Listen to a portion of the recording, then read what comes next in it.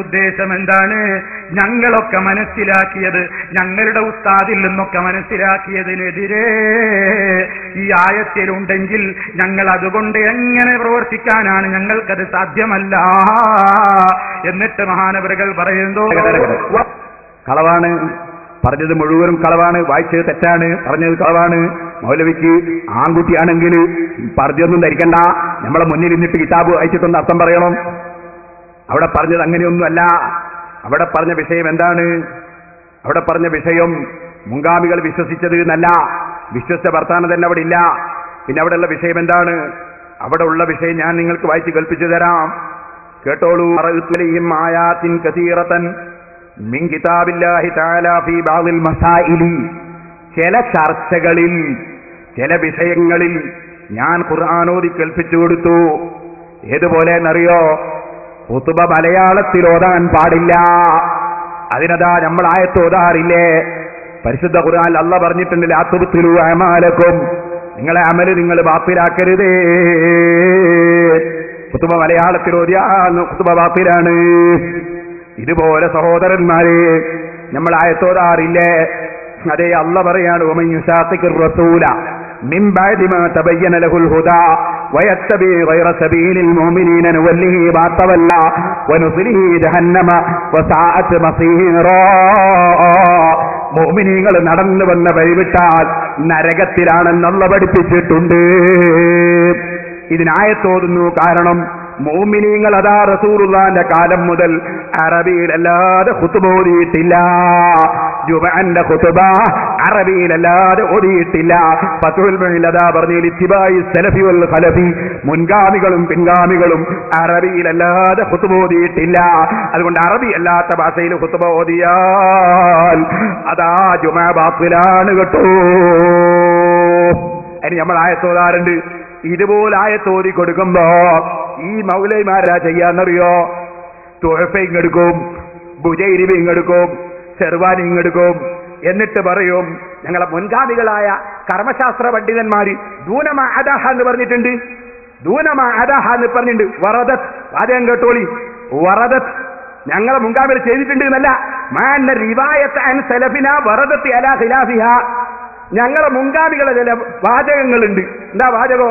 ദൂനമാ അദഹ ലാ യദുറു, ഇങ്ങനൊക്കെയുള്ള ചില ഇബാറത്തുകളുണ്ട്. അങ്ങനെ ഇബാറത്തുണ്ടല്ലോ, അതുകൊണ്ട് നിങ്ങൾ ആയത്തോതിയിട്ട് കാര്യമില്ല, മലയാളത്തിൽ തന്നെ ഓതണം എന്ന് മൗലവിമാര് പറയാറില്ലേ? അങ്ങനെ കർമ്മശാസ്ത്രത്തോടൊരു വിശ്വാസവുമില്ലാതെ, ഇമാമിങ്ങളോടൊരു കൂറുമില്ലാതെ, കർമ്മശാസ്ത്രത്തിലുള്ള ഒരൊറ്റ ഇമാമ് അറബിയല്ലാത്ത ഭാഷയിൽ ഖുതുബ ഓതിയിട്ടില്ല എന്ന നടപടിക്രമം സ്വീകരിക്കാതെ, മാതൃക സ്വീകരിക്കാതെ ഇന്ന് വരെയുള്ള മഹാപണ്ഡിതന്മാർ ഇന്ന് വരെ പോകട്ടെ. ഞങ്ങൾ ചോദിക്കില്ലേ പുതിയകാവുന്ന കാന്തപുരം ഉസ്താദിന്റെ ചോദ്യം? അല്ലാഹുവിന്റെ റസൂലിന്റെ കാലം മുതൽ 1200 കൊല്ലത്തിനിടയിൽ ലോകത്ത് ഏതെങ്കിലും ഒരു പള്ളിയിൽ അറബിയല്ലാത്ത ഭാഷയിൽ ഏതെങ്കിലും ഒരു മുസ്ലിം പണ്ഡിതൻ ഖുതുബ ഓതിയതായി തെളിവ് തരാമോ മൗലവിമാരെ? അപ്പൊ മൗലവി എന്താ പറഞ്ഞ്? 1200 കൊല്ലം മരച്ചീനി, കൊള്ളിക്കിഴങ്ങ് ആരും തിന്നിട്ടില്ല എന്ന് മനസ്സിലാക്കിയിട്ട് ഇനി തിന്നൂടാന്നുണ്ടോ?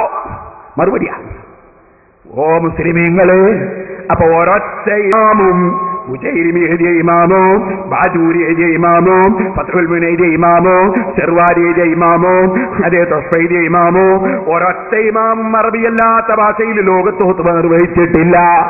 ഒരൊറ്റ സംസ്ഥാനയുടെ പണ്ഡിതരും അതാ അറബിയല്ലാത്ത ഭാഷയിലുള്ള ഖുതുബയെ അനുകൂലിച്ചിട്ടില്ല. ഒരു സമസ്തയിലെ പണ്ഡിതരും അനുകൂലിച്ചിട്ടില്ല. അതാ പരമ്പര ജുമാഅത്ത് പള്ളിയിൽ ഇന്ന് വരെ മലയാളത്തിൽ ഖുതുബ ഓതിയിട്ടില്ല. പുത്തൻ പള്ളിയിൽ ഓതിയിട്ടില്ല, ഇപ്പള്ളിയിൽ ഓതിയിട്ടില്ല.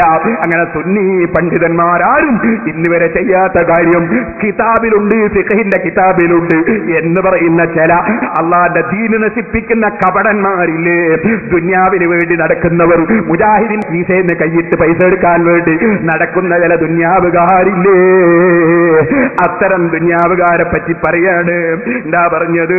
അവര് ചോദിക്കാണ്, ആയത്തിലൊക്കെ ഇങ്ങനെ മുൻഗാമികളെ തുടരണം എന്നാണ് പറഞ്ഞതെങ്കിലും നമ്മളെ മുൻപുള്ള ചില കിതാബുകളിലൊക്കെ അതിനെതിരായ ചില വാചകങ്ങളുണ്ടല്ലോ. വാചകങ്ങൾ മനസ്സിലാകൽ ആർക്കാ സഹോദരന്മാരെ? ശിഷ്യന്മാര് മുഖേനയല്ലേ അത് മനസ്സിലാക്കി വരുന്നത്. അവരാരും അത് ചെയ്തില്ലെന്ന് വരുമ്പോ അത് ചെയ്യാൻ പറ്റൂല. ഏത് ബുദ്ധിയുള്ളവനാ മനസ്സിലാകാത്തത്? അപ്പൊ അതിനെപ്പറ്റി റാസിമാവ് പറയാണ്, അങ്ങനെ ഫിഖഹിന്റെ കിതാബ് ഉദ്ധരിക്കുന്ന ഫിഖഹുകാരുണ്ടല്ലോ, നീ ശരിക്കൊന്ന് ചിന്തിക്കുകയാണെങ്കിൽ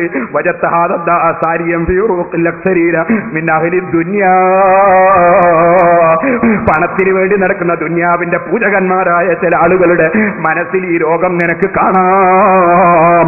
അത്തരം മനസ്സിൽ രോഗമുള്ളവര് മുജാഹിദിന് അനുകൂലിച്ചേ പറയൂ, സുന്നത്ത് ജമാഅത്തിന്റെ പണ്ഡിതന്മാരെ നിസ്സാരപ്പെടുത്തിയേ പറയൂ. അത്തരം കക്ഷികളെ പറ്റി ഇമാം റാസി പറഞ്ഞ ഉദ്ധരണി എങ്ങനെയാണ് മൗലവി? ഇമാമിങ്ങൾ നടന്നു വന്ന വഴിയിലൂടെ നടക്കുന്നവർക്ക് എതിരായി എങ്ങനെയാ മൗലവി തെളിവാകുന്നത്? റാസി എന്ന് പറഞ്ഞ വായിച്ചാൽ നിങ്ങളെ മുന്നിൽ കുറെ കിതാബ് അറിയാത്ത, ഇബാറത്തിന്റെ അർത്ഥം അറിയാത്ത പടുജാഹിലികൾ വന്നിരിക്കുന്നുണ്ടെങ്കിൽ അത് ഞങ്ങളെ മുന്നിൽ നടക്കൂ മൗലവി. ഇത് കരയുദ്ധമാണ് മൗലവി, അത് കരയുദ്ധമാണ് മൗലവി. എന്നെ കേൾക്കണോ? ഒരു മൗലവിന്റെ മറുപടി കേൾക്കണം നിങ്ങൾക്ക്. ഒരാൾ ചോദിച്ചു, എന്നാ പിന്നെ നിങ്ങൾക്ക് നിസ്കാരവും മലയാളത്തിലായിക്കൂടെ? നിങ്ങൾക്ക് ബാങ്കും മലയാളത്തിലായിക്കൂടെ? അതിന് മൗലവിന്റെ ഒരു മറുപടി കേട്ടോളികൾ. അപ്പൊ ചില ചോദ്യം എന്താ? എന്നാ പിന്നെ ബാങ്ക് മലയാളത്തിലായിക്കൂടെ? നിസ്കാരം മലയാളത്തിലായിക്കൂടെ? അതിനെപ്പറ്റി നിങ്ങളൊന്ന് മനസ്സിലാക്കുക. നിസ്കാരം എന്തുകൊണ്ട് മലയാളത്തിലാക്കുന്നില്ല? അള്ളാഹു മലയാളി അല്ലാത്തത് കൊണ്ട്. അള്ളാഹു മലയാളിയാണ്. അള്ളാഹിന്റെ മുമ്പിലാണോ നിസ്കരിക്കുന്നത്? നിസ്കരിക്കുന്നവരുടെ തെക്കുവയും സൂക്ഷ്മയും അറിയേണ്ടത് ആരാ? അള്ളാഹുവാണ്.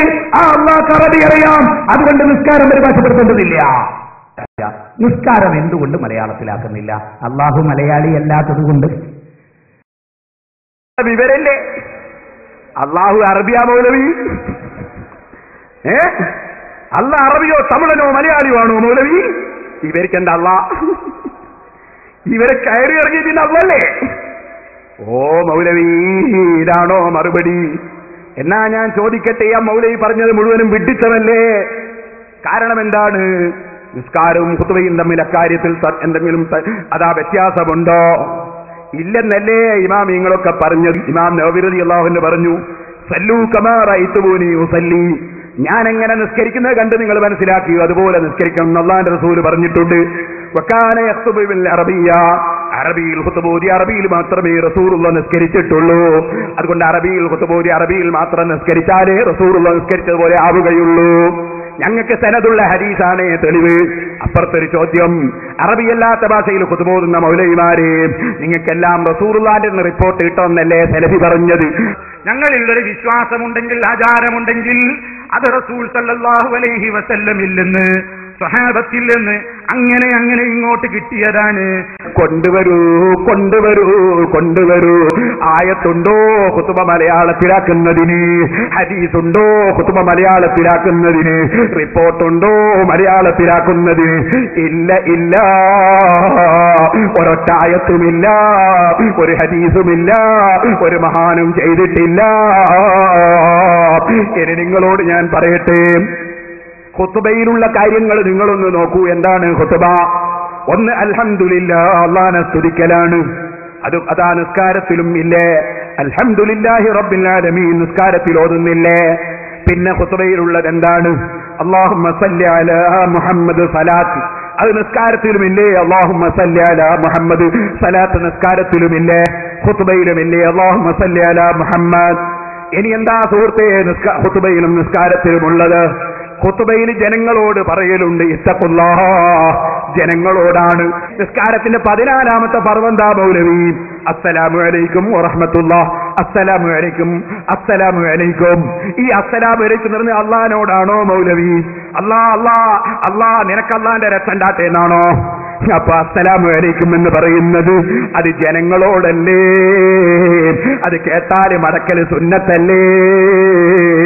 അപ്പൊ അസ്സലാമു അലൈക്കും എന്ന് നിസ്കാരത്തിൽ ഫർളാണ്. അത് ജനങ്ങളോട് പറയലാണ്. ഇത്തഖുല്ലാ എന്ന് ജനങ്ങളോട് പറയലാണ്. അപ്പൊ ഖുതുബയിലുണ്ട് ജനങ്ങളോട് പറയൽ, നിസ്കാരത്തിലുമുണ്ട് ജനങ്ങളോട് പറയൽ. അല്ലാഹുവോട് പറയൽ ഖുതുബയിലുണ്ട്, നിസ്കാരത്തിലുണ്ട്.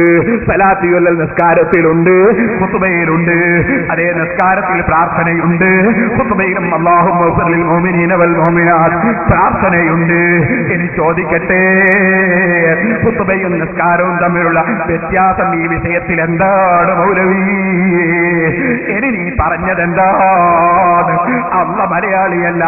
ചോദിക്കട്ടെ, അസ്സലാമു അലൈക്കും എന്ന് പറയുന്നത് ജനങ്ങളോടല്ലേ? അതുകൊണ്ട് നാളെ മുതൽക്ക്